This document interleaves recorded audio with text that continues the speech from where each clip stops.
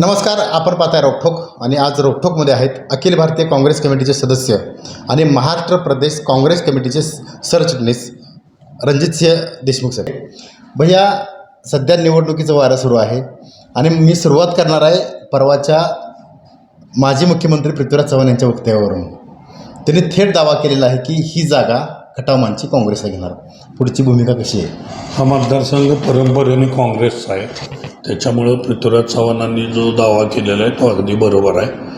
काँग्रेसचाच हा मतदारसंघ आहे. बरं, आता महाविकास आघाडीमध्ये या संदर्भाचं काय हालचाली सुरू आहेत हा मतदारसंघ घेण्यासंदर्भात?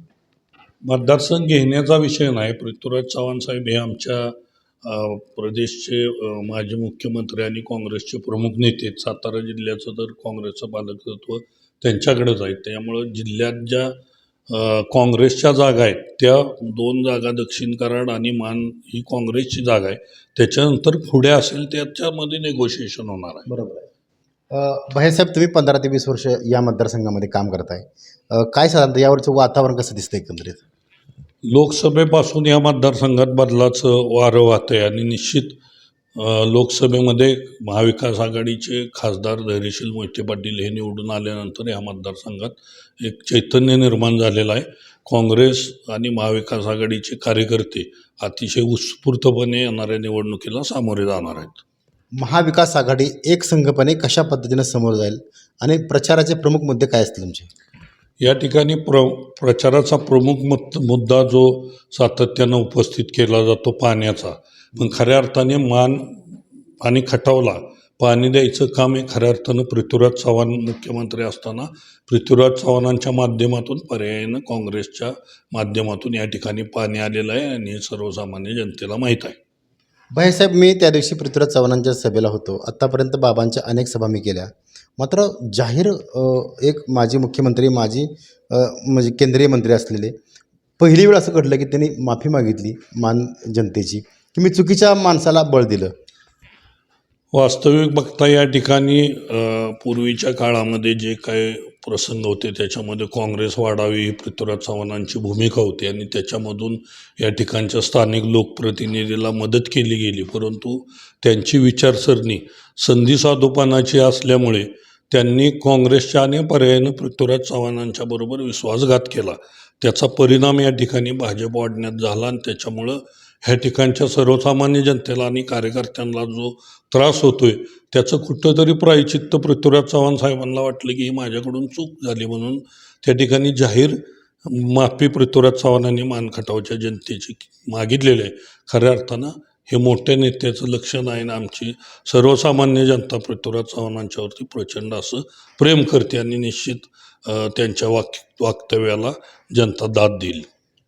खरं तर दहशतीचं वातावरण सध्या खटावमानमध्ये सुरू आहे. तुम्ही परवा मोर्चा काढला होता. काय मोर्चाचं नियोजन नक्की होतं त्यावेळी? मोर्चाचं नियोजनमध्ये इथे सातत्यानं छोट्या मोठ्या गोष्टीवरती सातत्यानं विरोध करणे, पोस्टर फाडणे, अशा छोट्या सातत्यानं प्रसंग घडतात. परंतु लोकसभेच्या निकालानंतर या ठिकाणच्या कार्यकर्त्यांना ऊर्जित अवस्था आलेली आहे आणि अशा केलेल्या प्रत्येक कृतीला प्रत्युत्तर द्यायचं या भावनेतून तो मोर्चा निघालेला होता.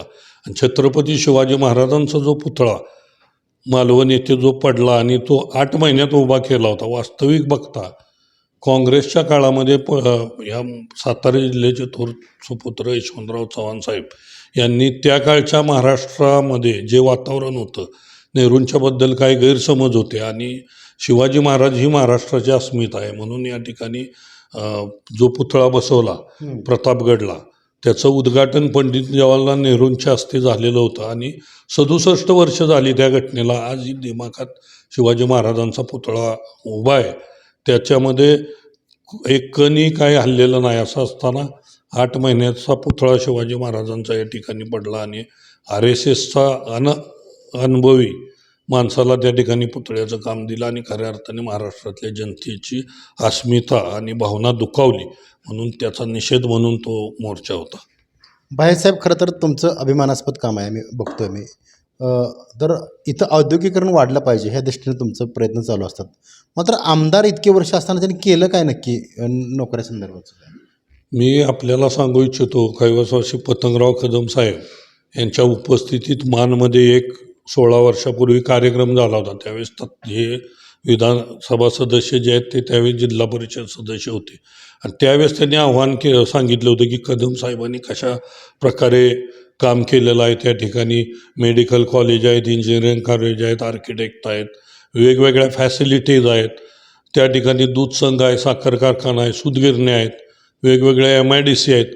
तर अशा प्रकारचं काम करण्यासाठी मला संधी द्या असं कदम साहेबांच्या समोर बोललं होतं आणि त्यावेळेस काँग्रेसचा फायदा घेऊन हे त्या ठिकाणी लोकप्रतिनिधी झाले. परंतु गेल्या 15 वर्षामध्ये ह्यांनी ह्या मान विधानसभा मतदारसंघात एकही प्रकल्प त्यांनी उभा केला नाही, कुठलीही शैक्षणिक आणि औद्योगिक संस्था उभी केली नाही. खऱ्या अर्थाने या विभागातील तरुणांच्यावरती अन्याय करायचा आणि दिशाभूल करण्याचं काम या ठिकाणी लोकप्रतिनिधींनी केलेलं आहे.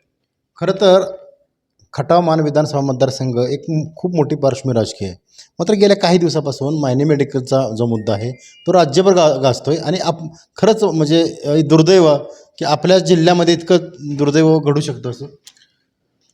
हे बघा, आत्ताच तुम्ही या ठिकाणी नवनिर्माण काय झालं का या संदर्भात विचारलं. मायनी मेडिकलचा प्रश्न असेल किंवा या ठिकाणच्या वेगवेगळ्या संस्था असतील. आम्ही या ठिकाणी मानमध्ये साखर कारखाना त्या ठिकाणी चालू केला, काम चालू केलं आणि कर्ज मंजूर झालेलं असताना ह्या ज्या प्रवृत्ती आहेत ते कर्ज नामंजूर करणे आणि विविध योजना बंद पाडणे ही भूमिका या ठिकाणच्या लोकप्रतिनिधी. त्याचाच दुसरा पार्ट म्हणजे मायनी मेडिकल कॉलेज आहे. त्या ठिकाणच्या लोकांनी त्या अडचणीत आल्यानंतर त्यांनी मेडिकल कॉलेजमध्ये ह्यांना भागीदार म्हणून घेतलं. मग भागीदारांची जबाबदारी असते की जी काय लायबिलिटी आहे ती स्वीकारायची. ती न स्वीकारल्यामुळे त्यांच्यामध्ये मतभेद झाले आणि त्या मतभेदामध्ये त्यांनी ज्या कमिट्या पाळल्या नाहीत मग त्याच्यामधून त्यांचं एकमेकाप्रती काही गोष्टी घडल्या आणि त्याच्यामधून जे संस्थापक आहेत त्यांना ED लावली गेली आणि पर्यायाने त्यांच्या महिलांच्यापर्यंत ती ED पोचवायचं काम केलं. या विभागातील सर्वसामान्य जनता आणि लोकांना ह्या गोष्टी सगळ्या पसंत पडलेल्या नाहीत आणि त्याचा रोष हा खटाव आणि मानच्या जनतेमध्ये आहे आणि तो भविष्यामध्ये व्यक्त होणार आहे. भाईसाहेब, काँग्रेसकडून उमेदवारीची जवळजवळ घोषणाच केली आहे पृथ्वीराज चव्हाणांची. कशी तयारी सुरू आहे आणि महाविकास आघाडीमधलं कसं सामंजस्य तुम्ही आता घडवत आहे? नाही, आम्ही आता रोज आमचा दौरा चालू आहे गावोगावी. काँग्रेसची, राहुल गांधींची आणि महाविकास आघाडीतील नेत्यांची काय भूमिका आहे ते आम्ही स्पष्ट करतोय. या विभागामध्ये पवार साहेबांना आणि पर्यायानं राष्ट्रवादीला मानणाराही वर्ग आहे आणि महाविकास आघाडीची भूमिका आम्ही लोकसभेमध्ये पार पाडलेली आहे आणि निश्चित विधानसभेमध्ये सुद्धा मला खात्री आहे की मतदारसंघ आहे. काँग्रेस या ठिकाणी पवारसाहेबांच्या साथीनं जोमाने लढेल आणि त्यांना महाविकास आघाडीचे दुसरे नेते उद्धव ठाकरे साहेबांची जोमाने साथ मिळेल ह्याची मला खात्री आहे. तुम्ही विधानसभेला काँग्रेसकडून महाविकास आघाडीकडून उमेदवार म्हणून इच्छुक आहात. तुमच्या डोळ्यासमोर काही विजन असेल खटावमानचं, काय विजन आहे? या ठिकाणी औद्योगिकरण झालं पाहिजे, मोठ्या प्रमाणावर बेरोजगारी हटली पाहिजे आणि पाण्याचं सूक्ष्म नियोजन होऊन प्रत्येक शेतकऱ्याच्या बांधापर्यंत पाणी पोचलं पाहिजे आणि भविष्यामध्ये ह्याचं जे मार्केट आहे शेतीचं ते मोठ्या प्रमाणावर उपलब्ध करून शेतीमालाला भाव निर्माण करणं ही माझी मुख्य भूमिका असेल. तुम्ही तरुणांना काय आवाहन कराल? कारण राहुल गांधी तर तरुणांचं मेन केडर म्हणून आता काम करत आहेत. मतदारसंघाच्या तरुणांना काय आवाहन कराल तुम्ही? मी आपल्या मतदारसंघातील तरुणांना आवाहन करेल की भविष्यातल्या अडचणी असल्या तरी या ठिकाणी प्रतिकार करणारी युवकांची शक्ती आहे. निश्चित भविष्यामध्ये रोबोटिक आणि डाटा सायन्स ही क्षेत्र आज खुलवत आहेत. त्याकडे आमच्या सगळ्या तरुणांनी लक्ष द्यावं आणि एंटरप्रेनरशिप भविष्यातले मोठे उद्योगपती होण्यासाठी प्रेरणा घ्यावी. त्यासाठी लागेल ती मदत आणि इन्फ्रास्ट्रक्चर द्यायला या विभागातील एक कार्यकर्ता म्हणून मी कटिबद्ध आहे. शेवटचा रोखठोक प्रश्न. गेरळे आमचं ठरलं आहे एक ब्रँड तुम्ही निर्माण केला होता, यावर्षी काय नाव दिलं आहे काय? गेल्या वेळेस आमचं ठरलं आहे तत्कालीन परिस्थितीमध्ये मी स्वतः पुढाकार करून तो ब्रँड घेतला होता. आता तसा काय यावेळेस ब्रँड नाही, पण यावेळेस महाविकास आघाडी राहुल गांधी पवारसाहेबांनी उद्धव ठाकरेंच्या माध्यमातून जो महाविकास आघाडीचा निर्णय असेल तो या विभागातील सर्व कार्यकर्त्यांची जनता मान्य करेल. एकच उमेदवार असेल का? बंडखोरी कुठे होणार नाही का? 100% एकच उमेदवार असेल. जनतेने निवडणूक हातात घेतलेली आहे आणि बंडखोरीला या ठिकाणी स्थान मिळणार नाही. तर हे होते रणजित भैयासाहेब आणि त्यांचं ठाम म्हणणं आहे की खटाव मान विधानसभा मतदारसंघाच्या औद्योगिक विकासाला चालना देण्यासाठी काँग्रेसच्या वतीनं महाविकास आघाडीच्या वतीनं स्वतः उमेदवार म्हणून रणजितसिंह देशमुख भैयासाहेब हे लढवणार असल्याचं त्यांनी स्पष्ट केलेलं आहे. भैयासाहेब, तुम्ही आमच्याशी बोललात, धन्यवाद.